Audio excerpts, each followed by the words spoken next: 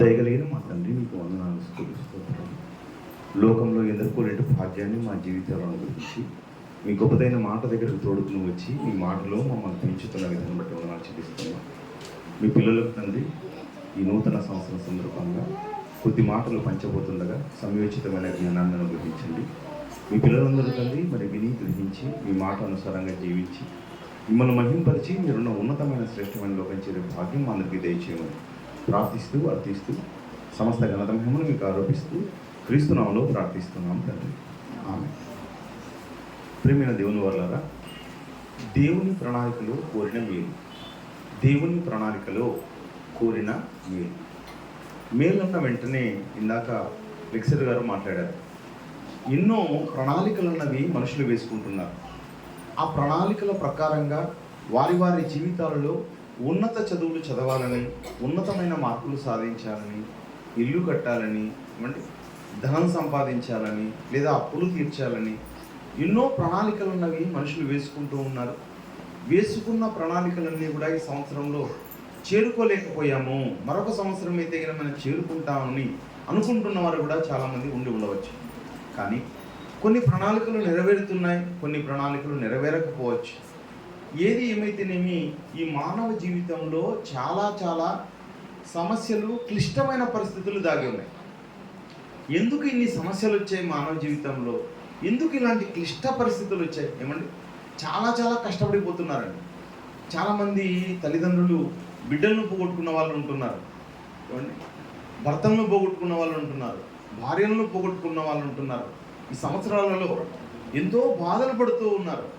అంటే మనం ఏ విధంగా బ్రతకాలో, ఏ విధంగా నడుచుకోవాలో, ఎలా ప్రవర్తించాలో, ఎలా మాట్లాడాలో అందరూ కూడా దేవుని వాక్యానికి దూరంగా ఉండడం వల్ల వాళ్ళ పరిస్థితులు అన్నవి చాలా కష్టంగా ఉన్నాయి. పిల్లలు దేవుని యొక్క మహిమను పొందలేకపోతున్నారు. ప్రతి మనిషి కూడా ఆ మహిమను పొందాలి. మహిమను పొందాలంటే ఏది నిజమైన మేలో తెలుసుకోవాలి. ఏ దానిపైన లక్ష్యం ఉంచాలో, ఏ దానిపైన గురి ఉంచాలో ఈ మానవ సమాజానికి తెలియకుండా పోయిందండి. దేన్ని లక్ష్యం ఉంచాలో తెలియదు, దేన్ని లక్ష్యం ఉంచకూడదో తెలియదు. అంటే లక్ష్యం ఉంచకూడని వాటి పట్ల మనందరూ లక్ష్యాలుగా పెట్టుకుంటున్నామే. కానీ లక్ష్యం ఏదైతే ఉంచాలో, దేని మీద ఉంచాలో, ఏదైతే మనకు మేలు చేస్తుందో దాని గురించి అస్సలు విస్మరించారు మనుషులందరూ. ఏది మనకు మేలు చేస్తుందో, ఏది పరలోకానికి చేరుస్తుందో దాని పట్ల ఏమో నిర్లక్ష్యం కలిగి ఉన్నారు. భూ సంబంధమైన వాటి పట్ల లక్ష్యాలు పెట్టుకుంటూ ఉన్నారు. కనుక మేలు అన్న విషయం పైన చూడాలి పిల్లలు. ఇందుకు ఏది మనకు మేలు చేసేది? ఏదండి? ఏది మనం కోరాలి? ఏది దేవుడు తన పిల్లలందరూ కోరాలనుకుంటున్నాడో విషయాన్ని ఆలోచిద్దాం. ఏది కోరాలని దేవుడు కోరుకుంటున్నాడు? అర్థమవుతుందా? మీరు కోరుకోవడం కాదు, మనం కోరుకోవడం కాదు. ఏమండి, తల్లిదండ్రులుగా పిల్లలు ఇలా ఉండాలని నిర్దేశించడం కాదు. మా పిల్లల మార్కులను చూస్తే ఎందుకు ఇంత తక్కువ వచ్చాయి అంటే అర్థమేమి? ఏవో కావాలని కోరుకుంటున్నాం. పిల్లల జీవితాల్లో ఏవో కోరుకుంటున్నావు. ఎవరు? ఒక తండ్రిగా, తల్లిగా. అలా మానవులందరూ కూడా దేవునికి పిల్లలైతే ఆ దేవుడు దేన్ని కోరుకుంటున్నాడు? మన జీవితాల్లో దేన్ని ప్రణాళికగా దేవుడు కలిగి ఉన్నాడు అన్న విషయాన్ని ఆలోచిద్దాం పిల్లలు. ప్రసంగి గ్రంథము 7వ అధ్యాయము మొదటి మాటను చూద్దాం. ప్రసంగి గ్రంథము 7వ అధ్యాయము మొదటి మాటలో సుగంధ తైలము కంటే, ఏమండి, సుగంధ తైలము కంటే మంచి పేరు మేలు అంటున్నాడు. అంటే ఏది మానవులందరూ ఇష్టపడతారు? ఈరోజు న్యూ ఇయర్ అండి, ప్రతి ఒక్కరు కూడా మంచి సెంటు కొట్టుకొని వచ్చింటారు. అందరూ కూడా అంటే బాగా ప్రతి ఒక్కరి దగ్గర మంచి మంచి సువాసనలు వస్తూ ఉంటాయి. ప్రతి ఒక్కరు కూడా ఏ పర్ఫ్యూమ్ల కోసమో వెళ్ళి ఆ పర్ఫ్యూములు ఇది బాగుంది, అది బాగుందని ఎన్నో రకాలుగా సెలెక్ట్ చేసుకుంటూ ఉంటారు. కానీ ఆ సెలక్షన్లో నువ్వు 1 రోజు, 2 రోజులు, 3 రోజులైనా కూడా దాని వాసనను పీల్చి నువ్వు ఆనందించవచ్చేమో. కానీ దేవుడు అంటున్నాడు సుగంధ తైలము కంటే మంచి పేరు మేలు, మంచి పేరు మేలు. అంటే నువ్వు దేన్ని సాధించాలని దేవుడు కోరుకుంటున్నాడు అంటే మంచి పేరును సాధించాలి. 2025లో దేవునికి ఏం కావాలనుకుంటున్నాడు దేవుడు? ఒక మంచి పేరు సాధించాలి నా కుమార్తె, మంచి పేరును నా కుమారుడు సాధించాలనుకుంటున్నాడు. కానీ ఆ సంవత్సరం అయిపోయింది, మరొక నూతన సంవత్సరం ఇస్తూ ఉన్నాడు. దేవుడు కోరేది ఇదేనండి, దేవుడు కోరేదే ఇది. ఆ మంచి పేరు సాధించమని 2026 ఇస్తే ఆ 2026 సంవత్సరం నువ్వు ఎలా పోగొట్టుకుంటావో అని దేవుడు బాధపడుతున్నాడు, కన్నీరు కారుస్తూ ఉన్నాడు. ఏమండి, ఇందాక సుధాకర్ మాటల్లో ఏమి వినబడిందంటే దేవుని యొక్క కష్టం వృధా అయిపోతుంది పిల్లలు. దేవుడు కష్టపడ్డాడు, ఈ సృష్టిని అంతా తిప్పుతూ ఉన్నాడు. నువ్వు అన్నం చేసావు అనుకోండి, ఒక 25 మంది వచ్చారు, 25 మందికి వంట చేయాలంటే అమ్మో కష్టం అనుకుంటా. దేవుడు ఈ కోట్ల మంది పిల్లలకంతా వంట చేయాలంటే దేవుడు కూడా కష్టమేనండి. కానీ దేవుడు ఏం చేస్తున్నాడు? ఇష్టంగా చేస్తున్నాడు, ప్రేమగా చేస్తున్నాడు. ప్రేమ దేవుని వల్ల అంటే ఆయన కష్టం ఎందుకు పడుతున్నాడంటే నీవు మంచి పేరు సాధించాలి. అది తన కుమారుడైతే ఈయన నా ప్రియ కుమారుడు, ఈయనందు అంటే ఆయన ప్రియ కుమారుడు, ఆయన దేవుని ఇష్టాన్ని నెరవేర్చిన వాడు. పిల్లలు ఆయన దేవుని ఇష్టం నెరవేర్చాడు. ఆయనకు కూడా ఏమొచ్చిందంట? సువాసన వచ్చిందండి. ఆయన జీవితంలో, యేసుక్రీస్తుల వారి జీవితంలో నుండి సువాసన వచ్చింది. ఎంత మంచి సువాసన వచ్చింది అంటే చూడండి, ఎక్కడో బెత్లెహేమ్ అనే కుగ్రామంలో పుట్టిన యేసుక్రీస్తుల వారి గురించి ఈ ప్రపంచం అంతటికి వచ్చిందండి. ఒక మంచి సువాసన వచ్చింది ప్రేమ దేవుని వాళ్ళ. ఆ సువాసన ఎలా వచ్చింది, ఎందుకు వచ్చింది అంటే ప్రేమ వల్ల వచ్చిందండి. యేసుక్రీస్తులో ఉన్న ప్రేమ వల్ల, ఆయన చేసిన త్యాగం వల్ల. ఏమండి ఆయన చూపిన ఏం చూపించాడు? ఆయన తన సిలువ రక్తాన్ని కార్చాడు. తన రక్తాన్నంతా సిలువ మీద కార్చాడు, త్యాగం చేశాడు మహానుభావుడు. అందరినీ క్షమించాడు ప్రేమైన దేవుని వాళ్ళ. ప్రేమ, క్షమ, త్యాగం వలన ఈరోజు ఈ ప్రపంచానికి అంతటికి కూడా ఒక మంచి సువాసన వెదజల్లాడు యేసుక్రీస్తుల వారు.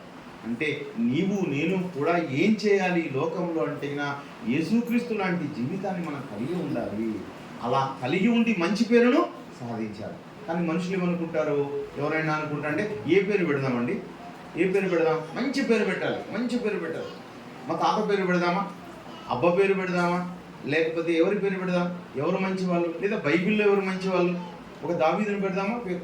అంటే వాళ్ళు మంచి సాక్ష్యం పొందారు కనుక ఒక దావీదు, ఒక సొలొమోను, యేసుక్రీస్తుల వారు, అపోస్తలుల్లో కొద్దిమంది, అలాంటి వారిని తీసుకొని ఏం పేరు పెడతారో అలాంటి పేరు పెట్టుకోవాలనుకుంటారు.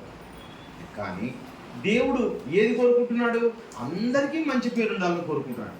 సంఘం అంతటికి కూడా, సంఘంలో చిన్న బిడ్డలు మొదలుకొని పెద్దవారి వరకు కూడా ఏం సాధించాలంటే మంచి పేరు సాధించాలి. మంచి పేరును సాధించాలి అనుకుంటుంటే మనుషులు ఏం చూస్తున్నారు? ఏదో పేరులో ఉందనుకుంటున్నారు. ఒక డాక్టర్ ఉన్నాడండి, ఆ డాక్టర్ చాలా మంచివాడండి. నార్పల్లో ఒక డాక్టర్ ఉన్నాడండి, ఆ డాక్టర్ చాలా బాగా వైద్యం చేస్తాడు. ఆయనకు మంచి పేరు ఉందండి. అంటే అర్థమేమి? ఆయన పేరు వల్ల వచ్చేదా ప్రఖ్యాతి? శ్రీనివాసరెడ్డి అని పెట్టుకోవడం వల్ల ఆయనకు వచ్చిందా పేరు? అది కాదు పిల్ల, పని వల్ల వస్తుంది పేరు. పట్టుదల కలిగి, ఓర్పు కలిగి, సహనం కలిగి, ప్రేమ చూపించి, అనేక త్యాగాలు చేసి, అనేకుల్ని క్షమించి, అనేక మందికి వైద్యం చేయడం పిల్లలు. ఒక డాక్టర్కి మంచి పేరు వచ్చింది, ఒక వైద్యుడికి మంచి పేరు వచ్చింది, ఒక టీచర్కి మంచి పేరు వచ్చింది, ఒక ప్రొఫెసర్కి మంచి పేరు వచ్చింది. అంటే పేరులో ఏమీ లేదు, పేరులో ఏమీ లేదండి, ప్రవర్తనలోనే అంది. అంటే ప్రవర్తన ద్వారా పేరు వస్తుంది. అంటే ఒక భార్య, నా భర్త చాలా గొప్పవాడండి, ఆయన గొప్పవాడండి, మంచివాడండి అంటే ఏమి? 4 గోడలు. భార్య, భర్త, కుటుంబం అంటే ఏమి? 4 గోడలు. 4 గోడల్లోనే పేరు తీసుకొచ్చాము. లేకపోతే ఎప్పుడండి వీధిలో వచ్చేది పేరు? ఎప్పుడండి గ్రామంలో వచ్చేది పేరు? ఎప్పుడండి నువ్వు ఒక పట్టణంలో ఎప్పుడు పేరు వస్తుందండి? వీళ్ళారా ఆలోచించండి. మనందరికీ మంచి పేరు తీసుకుని రావడానికే దేవుడు ఈ కాలాన్ని ఇస్తున్నాడు. నువ్వు 4 గోడల మధ్యలోనే, నలుగురి మధ్యలోనే మంచి పేరు తీసుకుని రాలేకపోతే ఎంత కష్టం ఆలోచించండి. ఒకరికొకరు తిట్టుకుంటూ, అరుచుకుంటూ, గొడవ పడుతూ, ఇది అది కరెక్టు, అది కరెక్టు, ఇదే మంచిది, అదే మంచిది, ఇక్కడే నువ్వు నలిగిపోతే ఎప్పుడు వెళ్తావు నువ్వు బయటికి? ఇంకా ఎప్పుడు వెళ్తావు అనేక మందికి మధ్యలోనికి? అనేక మధ్యలోనికి వెళ్ళి నువ్వు ఒక సువార్తగా జీవించాలని దేవుడు అనుకుంటున్నాడు. నువ్వే ఒక వార్తగా ఉండాలనుకుంటున్నాడు. అనేక మంది మధ్యలో నీ జీవితం అనేది, నీ జీవితం కూడా క్రీస్తు జీవితానికి సారూప్యంగా ఉండాలనుకుంటున్నాడు. మనం కార్యారంభం చేసాం, మొదలు పెట్టాం, క్రీస్తులోనికి రావడం, సంఘంలోనికి రావడం మొదలది. ఇది అంతం కాదు పిల్లరా, ఇది ఆరంభం. అంతం చాలా ఉందండి, జీవితానికి అంతం చాలా ఉంది. అంతం వరకు క్రీస్తుతో మనం ఏం చేయాలి? పరిగెత్తాలి. అక్కడే అంటున్నాడు 8వ వచనం చూడండి. 8వ వచనంలో కార్యారంభము కంటే కార్యాంతము మేలు. కార్యాంతం మీద దృష్టి ఉంచగలిగితే, ఇందాక ఆది గారు కూడా చెప్పారన్నమాట, లక్ష్యం, గురి, లక్ష్యం పైన మనం పెట్టాలి, కార్యాంతం పైన పెట్టాలి. ఇప్పుడు మన జీవితాన్ని ఏం చేయాలి? మన జీవితాన్ని గొప్పగా ముగించాలి. అందరిలాగా ముగించడం, నువ్వు ముగించాలి అనుకుంటే దానివల్ల ఏమాత్రం లాభం లేదండి. ఏమాత్రం లాభం లేదు. అందరూ ముగించేస్తారు. పుట్టినవాడు గిట్టక తప్పదండి. అందరూ ముగించేస్తారు, అందరూ ముగిస్తారు. కానీ నువ్వు ఎలా ముగించాలి? కార్యారంభంగా ముగించకూడదు. కార్యాంతాన్ని మనం చూడగలగాలి. కార్యాంతాన్ని చూడగలగాలి అంటే మన లక్ష్యం, గురి ఉండాలి. సామెతల గ్రంథం 22వ అధ్యాయం మొదటిలో, సామెతల గ్రంథం ఇందాక చదవబడిన వాక్య భాగం, గొప్ప ఐశ్వర్యము కంటే మంచి పేరును వెండి బంగారముల కంటే దయయు కోరదగినవి. ఏది ఉండాలంటండి మనిషికి? దయ. దయ చూడండి, దయ ఉండాలంటండి. దయ చూపించాలంట. అంటే దయయు కోరదగినవి అంటే ఏది కోరాలి? దయ కోరదగినది. మొదట్లో అంటున్నాడు గొప్ప ఐశ్వర్యం కంటే మంచి పేరు. మంచి పేరు ఎప్పుడు మంచి పేరు వస్తుంది? నువ్వు దయ ఉంటే పేరు వస్తుంది. నువ్వు కరుణ, జాలి, దయ మనుషులందరి పట్ల చూడగలిగితే, చూపగలిగితే అప్పుడు నీకు మంచి పేరు వస్తుంది. అంటే దేవుడు అలాంటి పేరు చూపించాలి నా కుమార్తెలు, అలాంటి పేరు కలిగి ఉండాలి నా కుమారుల్ని దేవుడు కోరుకుంటున్నాడు. పిల్లలు మనం అందరూ వేరువేరుగా ఉన్నాం. అందరూ ఒకే విధంగా లేవు. మనందరి యొక్క ముఖాలు కానీ, మనందరి యొక్క హైట్లు కానీ, మనందరి యొక్క వేలి ముద్రలు కానీ అన్నీ వేరే. నా కుమారుడికి నాకు కూడా ఎన్నో వ్యత్యాసాలు కనబడతాయి. కానీ ఒకరి నుంచి వచ్చిన వారికి కూడా వ్యత్యాసాలు కనబడుతూ ఉన్నాయి. మరి దేవుడు ఇంత వ్యత్యాసంగా చేసినా కోరేది మాత్రం ఒకటే కోరుతున్నాడండి, అదే మంచి పేరు. మంచి పేరు, మంచి పేరు సాధించడానికే ఈ జన్మ అన్నది వస్తున్నది. ప్రతి స్త్రీ కూడా మంచి పేరు రావాలి. ఒకనాడు మరియా ఎంత మంచి పేరు పొందింది చూడండి. చిన్న వయసులో ఉండే దేవుని పట్ల దయగలిగిన స్త్రీగా ఉంటుంది. ఒక ఎస్తేరు ఒక మంచి పేరు పొందింది. పిల్ల కొద్ది మాటలు ముగిస్తాండి, దయచేసి అందరూ కూడా కదలకండి. కనుక మంచి పేరు కోసం నువ్వు పోరాడాలి. పిల్లరా, మంచి పేరు కోసం పోరాడాలి. అంతేకాని నువ్వు చేసే ప్రవర్తన వల్ల ఇతరులకు ఇబ్బంది, నీకు ఇబ్బంది, నీ కుటుంబానికి ఇబ్బంది కలిగించకూడదు. మంచి పేరు అంటే ఏమి కోరుకుంటాడు దేవుడు? కింద అంటున్నాడు అక్కడ, వెండి బంగారముల కంటే. అంటే దేవుడికి అది కాదండి కావాల్సింది.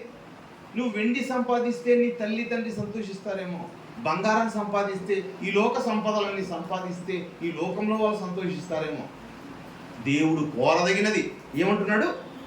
గొప్ప ఐశ్వర్యం కంటే. చూడండి, గొప్ప ఐశ్వర్యవంతుడు ఈయనకండి ఒక 50 ఫ్యాక్టరీలు ఉన్నాయండి. దేవుడికి అది అవసరం లేదు. ప్రేమ దేవుని వాళ్ళ దేవుడు కోరేది మంచి పేరు. దయగలిగిన వాడుగా నువ్వు ఉన్నావా లేదా? దయగలిగిన వాడికే దేవుడిచ్చే కిరీటం దక్కుతుంది. అదేనండి పరలోకం. దేవుడు గొప్ప రాజుగా నిలబెట్టాలనుకుంటాడు. భూ సంబంధమైన వాటిని బట్టి నువ్వు గొప్పవాడు కాదు. ఏది సంబంధం కలిగిన వాడుగా? ఇదిగో దేవుడు నీ పట్ల పెట్టిన ఆ దయ బట్టి నువ్వు ఉండాలి. అదేవిధంగా మరి మరొక మాటను కూడా చూద్దాం పిల్లరా. మనుషులు ఏం చేస్తున్నారు? పాపం చేస్తూ ఉన్నారు అండి. పాపం చేస్తూ ఉన్నారు. సంవత్సరాన్ని దేవుడిస్తే, దయాకిరీటంగా ఇస్తే, ఆ దయాకిరీటాన్ని వాళ్ళు ఏం చేస్తున్నారు? నిర్లక్ష్యం చేసి, అలక్ష్యం చేసి పాపం అనే ఊబిలోకి దిగిపోతున్నారు. మరి జోసెఫ్ గారు చెప్పారు, పాపం అనేది ఏమంటున్నాడు? పాపం చేస్తూనే ఉన్నాడు. అది కాకుండా మరి ఏంటున్నాడు? ఈ సంవత్సరం అన్నా పాపం చేయకుండా ఉండాలి అనుకుంటూ మరి పాపం చేస్తున్నాడు. చేయట్లేదా? సంవత్సరం వచ్చిందండి. సంవత్సరం ఆరంభమే దేనితో స్టార్ట్ చేశారు? బ్రాందీతో స్టార్ట్ చేశారు. గాంధీ గారేమో బ్రాందీ వద్దన్నారు, కానీ ఆయన నోటు నుంచి ఏం చేస్తున్నారు? బ్రాందీ కొనుక్కొని మరి స్టార్ట్ చేస్తున్నారు. అంటే ఏది కోరుకున్నాడో మహాత్ముడు కోరినదు. ఏం కోరాడు మహాత్ముడు? నాయన, ఈ దేశానికి నేను ఒక తండ్రిగా చెబుతున్నాను, జాతి పితగా చెబుతున్నాను, జాతికి తండ్రి నేను ఏం కోరుకుంటున్నా అంటే నువ్వు బ్రాందీ తాగొద్దు అన్నాడు. బ్రాందీ తాగొద్దన్న గాంధీనేమో నోటి మీద వేసుకున్నారు, కానీ గాంధీ నోటిచ్చే మరి ఏం చేస్తున్నారు? బ్రాందీ తాగేస్తున్నారు. చూడండి ఎలా ఉందో సమాజం. వద్దన్న వాడిని ఏం చేస్తున్నారు? నువ్వు నిన్నే ఇచ్చి మేము కొంటాం, నీ దగ్గరే చేస్తాం. ఒకవేళ దేవుడు చెప్పాడు అనుకోండి, దేవుణ్ణి పెట్టుకొని దేవుని పేరే బ్రాందీ షాపుకి పెట్టి మళ్ళీ తాగుతాం. అంటే ఏది వద్దంటే అదే మేము కోరుకుంటాం, అల్లరి వద్దంటే అల్లరే మేము చేస్తాం. అంటే మనుషుల ఆలోచనలు చూడండి ఎలా ఉన్నాయి. వద్దన్నదే చేస్తూ పాపం చేసి చేసి చేసి పాతాళానికైనా పోతామో కానీ పాపాన్ని మాత్రం మేము విడిచిపెట్టమంటున్నారండి. అందుకే కదా ఇందాక చదవబడిన మాటల్లో ఏం చేస్తున్నారంట, దేవునికి అనుకూలంగా బ్రతకడం సమయాన్ని ఏం చేస్తున్నారు మనుషులందరూ కూడా నిర్లక్ష్యం చేస్తున్నారు. ఏమండి, సమయాన్ని నిర్లక్ష్యం చేస్తున్నారు. చూడండి ఇర్మియా గ్రంథము 5వ అధ్యాయము, ఇర్మియా గ్రంథము 5వ అధ్యాయము 25వ వచనంలో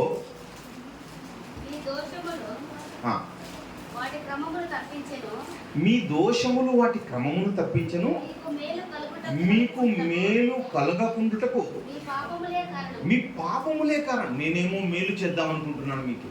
దేవుడు అంటున్నాడండి, మీకు మేలులు చేయాలి, నా పిల్లలకు మేలులు చేయాలి, నా పిల్లల జీవితంలో అనేక మేలులు చేయాలని అనుకుంటుంటే దేవుడికి ఏం కనపడకూడదు?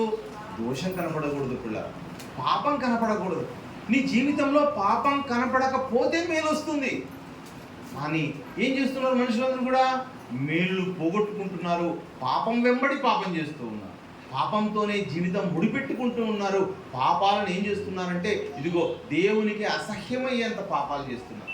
ఒకనాడండి ఎంత చేశారంటే వారి పాపంలు ఏమైనాయంట గొప్పగా కనపడ్డాయంట. అంటే ఈ కాలంలో కూడా అలాగే, అంటే కాలం మారుతుందే కానీ మనుషుల బ్రతుకుల్లో మాత్రం మార్పు ఉండడం లేదు. కాలం మారుతుంది. ఏమంటే ఈరోజు ఏ వారం అంటాం? ఈరోజు ఏ వారం అండి? గురువారం. ఓకేనా? గురువారం మారి రేపు ఏమొస్తుంది? శుక్రవారం వస్తుంది. నిన్న 31వ తేదీ మారి 1వ తేదీ వచ్చింది, మారింది. 2025 సంవత్సరం మారి 26వ సంవత్సరం వచ్చింది, మారింది. ఏమండి, గంటలు మారే. గతంలో ఉంది 12 గంటలు, ఇప్పుడు 1 గంట. అంటే గంట మారింది, నిమిషం మారింది, క్షణం మారింది, రోజు మారింది, వారం మారింది, అన్ని మార్పు చెందినాయి. కానీ మనం మాత్రం మార్పు చెందకున్నాం. మనుషులుగా మాత్రం దేవుడు మేలులు ఇవ్వాలి అంటే దేవునికి ఏం కావాలి? దేవుడు కోరిన మార్పు కావాలి. దేవుడు కోరిన మార్పు వస్తే నీకు దేవుడు ఏమి చేస్తాడంటే అద్భుతమైన మేలులు చేయడానికి దేవుడు రెడీగా ఉన్నాడు. దేవుడు కోరిన విధంగా మనం ఉండాలండి. పాపాలకు దూరంగా ఉండాలండి, పరిశుద్ధతకు దగ్గరగా ఉండాలి. పిల్లలు మాట్లాడుకుంటే పరిశుద్ధత రాదండి. ఏమండి, మాట్లాడితే అయిపోయింది కాదు. కానీ దేవునికి ప్రవర్తనలో పరిశుద్ధత నిండుగా కావాలని కోరుతున్నాడు. కాబట్టి మనము అమ్మ జాగ్రత్త కూర్చోండి. అక్కడ మనము ఏ మేలులు మనం కోరుకుంటున్నామో, మీరు కోరే మేలులు కాదు, దేవుడిచ్చే మేలులు వేరు. పిల్లలు శాంతి సమాధానం ఇస్తాడు దేవుడు, ప్రేమ ఇస్తాడు దేవుడు, నీ కుటుంబంలో మంచి మనశ్శాంతిని నింపుతాడు దేవుడు. ఏమండి, ఒక చిన్న కథ చెప్తానండి. ఒక ఇద్దరు కొడుకులు ఉన్నారండి. ఆ తండ్రి ఏం చెప్పాడంటే ఆ ఇద్దరు కొడుకులు కూడా, నాన్న ఈ ఇంటినంతా నింపండి అన్నాడు. ఈ ఇంటినంతా నింపండి. ఒకడేమనుకున్నాడు, ఈ ఇంటినంతా నింపితే ఆస్తి ఇస్తాడు కనుక ఈ ఇంటినంతా ఏం చేయాలి? గడ్డితో నింపుదాం. ఇంకొకడు ఉన్నాడు అనుకోండి, నీటితో నింపుదాం. లేదా సలహా తీసుకున్నాడు అనుకోండి, ఒక్కొక్కడు ఒక దానితో నింపితే ఇది తొందరగా నిండిపోతుంది, దూదితో నింపేద్దాం. దూది అయితే తొందరగా నింపేయచ్చు. కానీ మంచి కుమారుడు ఏం చేశాడంట? బాగా ఆలోచించి ఏమంటే ఒకే ₹1 పెట్టి తీసుకొచ్చి ఏం పెట్టాడు? కొవ్వొత్తిని పెట్టి వెలిగించాడంట. ఆ గదంతా దేంతో నిండింది? వెలుగుతో నిండిపోయింది. పిల్లలు చూడండి ఎంత తేలిగ్గా ఉంటుందో, ఎంత తక్కువ ఖర్చు అవుతుందో. నువ్వు దేనితో చేసినా రానిది చిన్న ఐడియాతో అండి, చిన్న మేలు. ఏమంటే తాళం అన్నది చాలా పెద్దగా ఉంటుంది పిల్లలు. తాళం చాలా పెద్దది, అది చాలా కష్టంది. కానీ దానికి ఉపయోగించే కీ చూడండి, చిన్న కీ. చిన్న దాని ద్వారా పెద్ద శ్రమ నుంచి నువ్వు బయటపడతావు. అంటే అర్థం ఏమంటే నీకు వచ్చే కష్టాలన్నీ చాలా పెద్దవేమో, చాలా సులువుగా దాన్ని ఎదుర్కోవచ్చండి. కష్టాలు పెద్ద పెద్దవి కనపడుతున్నాయి, దానికి కీ ఒకటే, అదేం తెలుసా? వాక్యం. కేవలం వాక్యం అనే కీ ద్వారా నీకు అనేక మేలులు పొందే అవకాశం ఉంది. ఆ విషయాన్ని మనం అర్థం చేసుకోవాలి పిల్లలు. వాక్యం అనేది ఎంత మేలు చూస్తుంటాం. పేతురు రాసిన మొదటి పత్రిక 3వ అధ్యాయము,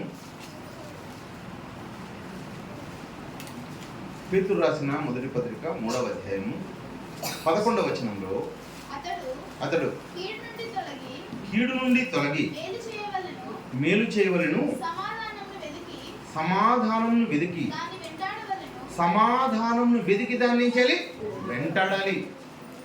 కీడుని ఏం చేయాలంటున్నాడు? కీడు నుండి తొలగి అపకారమైన మనస్సు గురించి వదిలేయండి. దాన్ని ఎవరి గురించి లక్ష్యం పెట్టకండి, దేవుని గురించి ఆలోచించండి. దేవుడికి ఇచ్చిన గొప్ప జీవితం నీకు, దేవుడు ఇచ్చిన గొప్ప పరిశుద్ధత, వాక్యం, నీ స్థితి చాలా గొప్పది ప్రియులారా.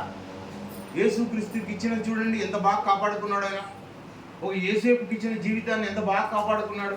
ఒక ఎస్తేరుకి ఇచ్చింది ఎస్తేరు అమ్మగారు ఎంత బాగా కాపాడుకున్నారు. ఒక మరియకి ఇచ్చింది మరి ఎంత బాగా కాపాడుకుంది. నీకు ఇచ్చిన జీవితాన్ని కూడా నీవు చాలా జాగ్రత్తగా కాపాడుకోవాలండి. మేలు నుండి కీడు నుండి తొలగి మేలు చేయవలను. సమాధానం వెతికి దాన్ని వెంటాడరు. సమాధానం ఏదది? వాక్యాన్ని వెంటాడాలి పిల్లలు, వాక్యాన్ని వెంటాడాలి. ఇంతకాలం లోకం వెంబడి తిరిగావు, లోకపు ఆలోచనలు చేశావు. అమ్మ చెప్పింది కరెక్టు, నాన్న చెప్పింది కరెక్టు, బంధువులు చెప్పింది కరెక్ట్ కాదు, దేవుడు చెప్పేది కరెక్ట్. దేవుణ్ణి వెంటాడాలి. మనం దేవుని వెంట తిరగాలి. దేవుని మాట అనుసారంగా మనం నడవాలి. ప్రపంచంలో ఎవరు మనకు మంచి చేయలేరండి. దేవుడు చేసిన మేలు, దేవుడు చాలా అద్భుతమైన మేలు చేయాలనుకుంటున్నాడు. గొప్ప మేలు కావాలి అనుకుంటే దేవుని యొక్క సమాధానాన్ని, దేవుని వాక్యాన్ని మనం ఏం చేయాలి? వెళ్ళాలి పిల్లలు.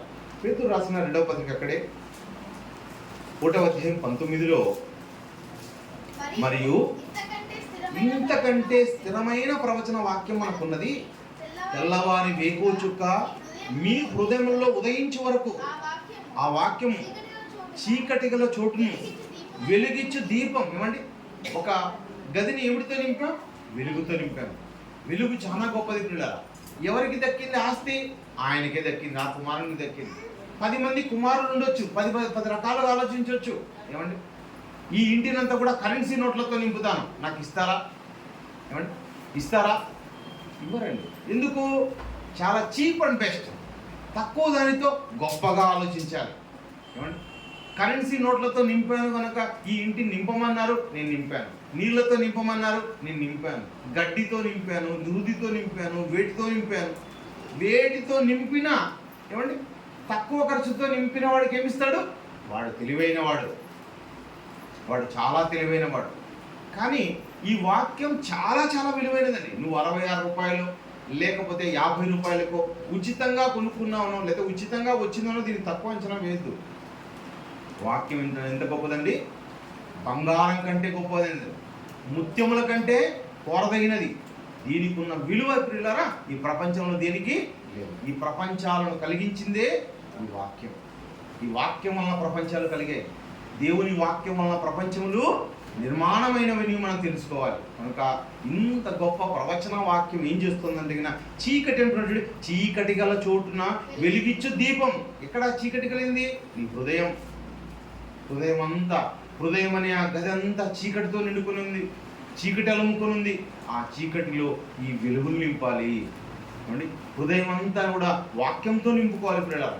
వాక్యంతో నింపుకుంటే ఆ వాక్యంతో నింపబడిన ఆ హృదయాన్ని బట్టి నీకు మంచి పేరు వస్తుందండి. హృదయం నిండిన దాన్ని బట్టి వాడి నోరు మాట్లాడుతుంది. హృదయం నిండిన దాన్ని బట్టి వాని యొక్క ప్రవర్తన బయటకు వస్తుంది. హృదయం నిండిన దాన్ని బట్టి వాడు ఓర్చుకునేవాడుగా ఉంటాడు. ఓర్పు, సహనం, ప్రేమ కలిగిన వాడుగా ఉంటాడు. అలా ఉంటే నీకేమన్నా పేరు?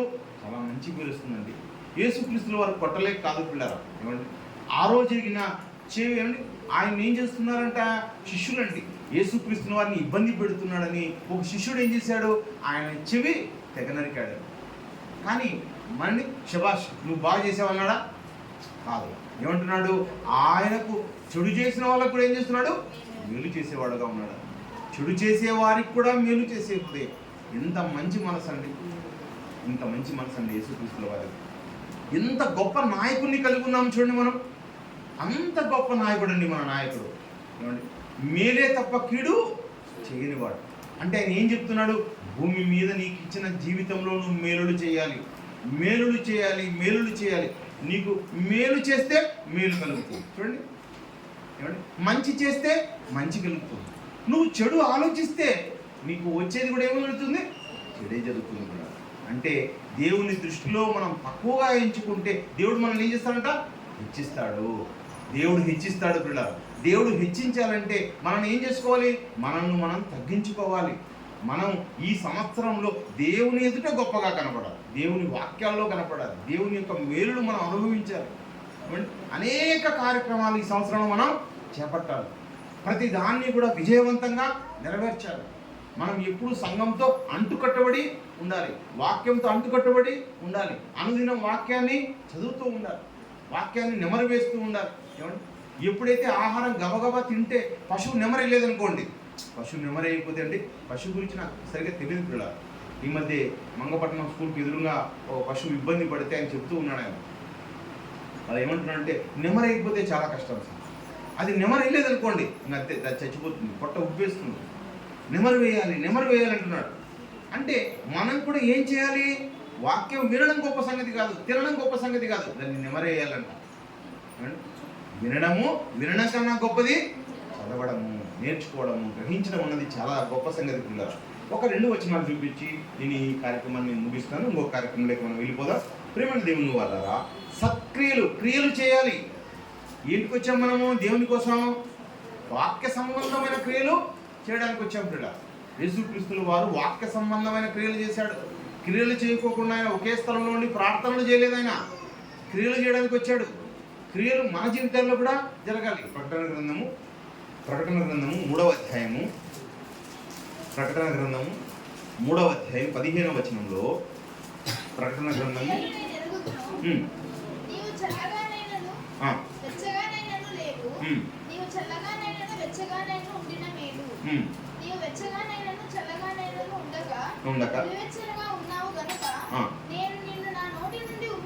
నా నోట అంటే నువ్వు నా సంఘంలో ఉన్నావు, నా సంఘములో ఉన్న నీవు, నాకు దగ్గరగా ఉన్న నీవు, నా వాక్యానికి దగ్గరగా ఉన్న నువ్వు ఎలా ఉండాలని కోరుతున్నాను?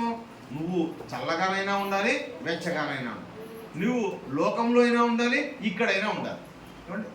నేను లోకంలో కొద్దిగా ఉంటాను, సంఘంలో కొద్దిగా ఉంటాను. ఒక కాలు వచ్చి ఎక్కడేస్తాను? నేను పడవలో వేస్తాను. ఒక కాలు వచ్చి వేస్తాను, సముద్రంలోకి వేస్తాను.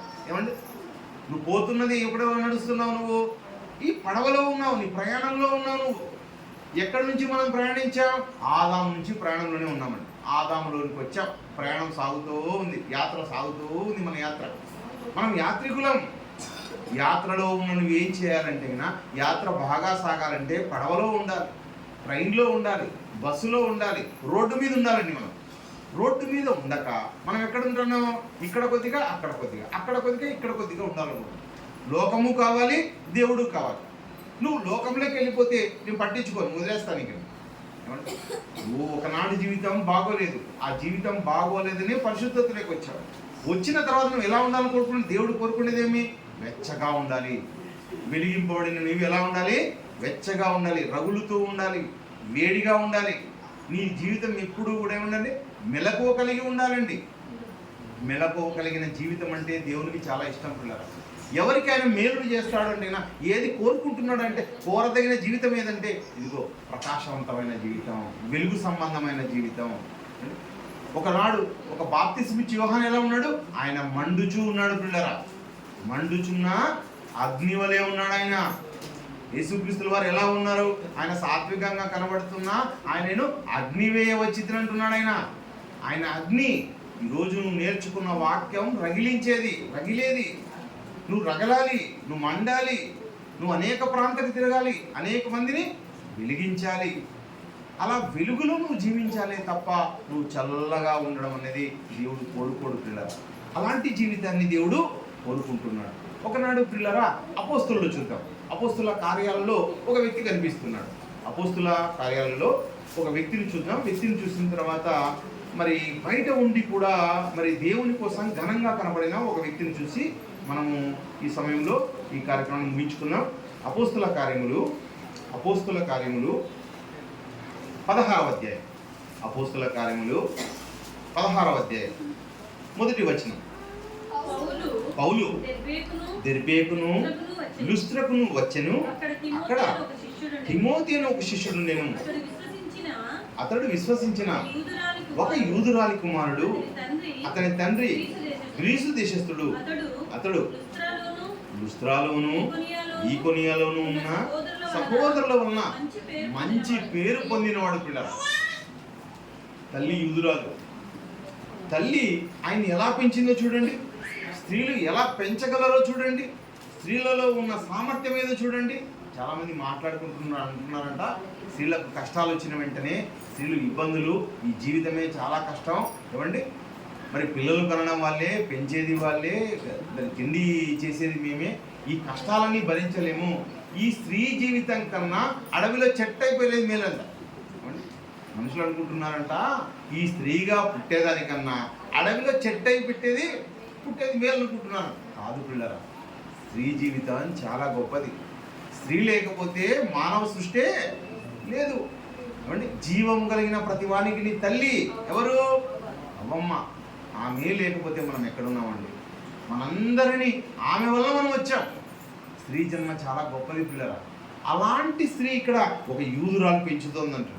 లుస్త్రలోను, ఈకొనియలోను ఉన్న సహోదరుల వలన మంచి పేరు పొందినవాడు. ఏమండి, ఒక కుటుంబంలో మంచి పేరు సాధించలేకపోతుంది, సాధించాలి పిల్లరా. క్రైస్తవుడైతే నీ కుటుంబ సభ్యులందరూ కూడా ఏం చెప్పాలో తెలుసా? ఇదిగో ఆయన తీసుకునే నిర్ణయాలు చాలా గొప్పవండి, దేవుని కోసం ముందుకు వచ్చాడండి, దేవుని కోసం ప్రాణం పెట్టడానికి వచ్చాడండి, అలాగే ఉన్నాడండి కుటుంబం చెప్పాలి. అనేక కుటుంబాల ద్వారా నువ్వు సాక్ష్యం పొందాలి, సాక్షికరమైన జీవితం ఉండాలి పిల్లలు. నేను సరి కూర్చోప.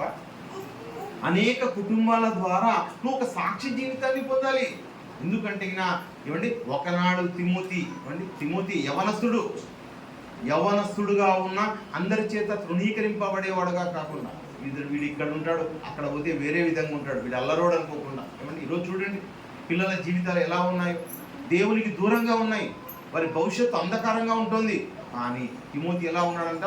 దేవునికి దగ్గరగా ఉండి గొప్ప జీవితాన్ని జీవిస్తున్నాడు. పౌలు గారు నా ప్రియ కుమారుడు తిమోతి అని మాట్లాడాడండి. ఎంత గొప్పవాడు చూడండి. ఆయన కోసం పత్రికలు రాశాడు. తిమోతికి రాసిన మొదటి పత్రిక, తిమోతికి రాసిన పత్రిక. ఎంత గొప్పవాడు చూడండి తిమోతి. మంచి బోధకుడు పిల్లలు, మంచి బోధకుడుగా తయారయ్యాడు. అంటే అలాంటి జీవితం చాలా గొప్ప జీవితం. మన జన్మలు సార్థకం చేసుకోవాలి పిల్లలు. ఏమండి, ఇంతలో కనబడి అంతలో మాయమయ్యే ఆవిరి లాంటి జీవితం. ఈ చిన్న ఆవిరి లాంటి జీవితానికి దేవుడు కాలాన్ని ఇచ్చి నిన్ను ఏం చేస్తున్నాడు? ఇదిగో శకపురుషుల్లాగా నిలబెట్టాలనుకుంటున్నాడు. ఆయనకు వచ్చింది పేరు, ఆయన పేరులో కొద్ది శాతాన్ని నువ్వు కూడా సాధించి పరలోకానికి చేరాలనుకుంటున్నాడు పిల్లలు. ఇంకొక వచనాన్ని చూసుకొని మనం ముగింపులోకి వెళ్దాం. అపోస్తుల కార్యములు 10వ అధ్యాయం. ఇక్కడ చూడండి, ఇక్కడ ఒక భక్తుడు కనిపిస్తున్నాడు. ఆయన ఒక కుటుంబంలో మాత్రమే పేరు తీసుకొచ్చుకున్నవాడు కాదు, ఏమండి, ఒక నగరంలో పేరు తీసుకొచ్చుకున్నవాడు కాదు. ఆయన యొక్క ఘనత పరలోకానికి చేరింది పిల్లలు. ఆయన గొప్పతనం, ఆయన పేరు, ఆయన కార్యక్రమాలు, ఆయన యొక్క ఉండే విధానం పరలోకానికి చేరింది. పరలోకానికి చేరేంత మంచి పేరు తీసుకొచ్చుకున్నాడండి భక్తుడు అక్కడ. మరి మొదటి వచనంలో చూస్తే, ఇటలీ పటాలమనబడిన పటాలములో శతాధిపతి అయిన కొర్నేలియను ఒక భక్తిపరుడు ఒకడు కైసరేలో ఉండెను. అతడు తన ఇంటి వారితో కూడా దేవుని యందు భయభక్తులు గలవాడై ఉండి ప్రజలకు బహుధర్మం చేయుచు ఎల్లప్పుడూ దేవునికి ప్రార్థన చేయువాడు. పగలు ఇంచుమించు 3 గంటల వేళ దేవుని దూత అతని యొద్దకు వచ్చి కొర్నేలి అని పిలుచుట దర్శనమందు తేటగా అతనికి కనబడెను. ఆ దూత మాట్లాడుతుందా, అతడు దూత వైపు తేరి చూచి భయపడి, ప్రభువా ఏమని అడిగాను? అందుకు దూత, నీ ప్రార్థనలు, నీ ధర్మ కార్యాలు దేవుని సన్నిధికి జ్ఞాపకార్థంగా చేరినవి. అయ్యా, నువ్వు చేసే కార్యాలు ఈ మనుషులు చూసి నువ్వు గొప్పవారనం కాదు, నీ కార్యాలు దేవుని సన్నిధికి చేరాయి. దేవుడు నిన్ను మెచ్చుకుంటూ ఉన్నాడు, నీవంటే దేవుడు ఇష్టపడుతూ ఉన్నాడు. నీ కార్యాలు దేవుని దృష్టికి ఘనంగా కనిపిస్తున్నాయి అంటున్నాడు.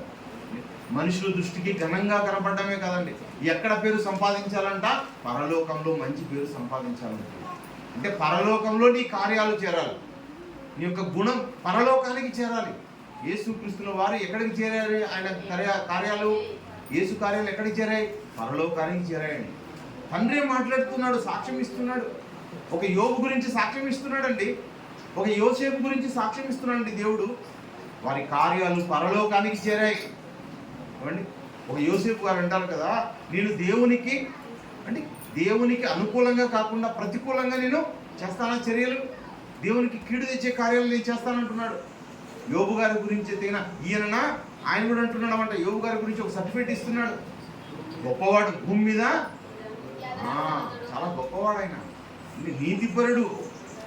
కనుక దేవుని చేత సాక్ష్యం పొందేవాడుగా ఎవరు అని ఇక్కడ ఒక కొర్రీలు కనిపిస్తున్నాడు. నేను కొర్రీలు కనిపిస్తున్నాడు అంటే ఈ కాలం నీకు ఎందుకు ఇచ్చాడు దేవుడు అంటే కన్నా ఒక కొర్రీలుగా కనపడాలి, ఒక యోసేపులా కనపడాలి, ఒక యేసులా కనపడాలి, ఒక యోబులా కనపడాలి, ఒక మరియలా, ఒక మార్తలా.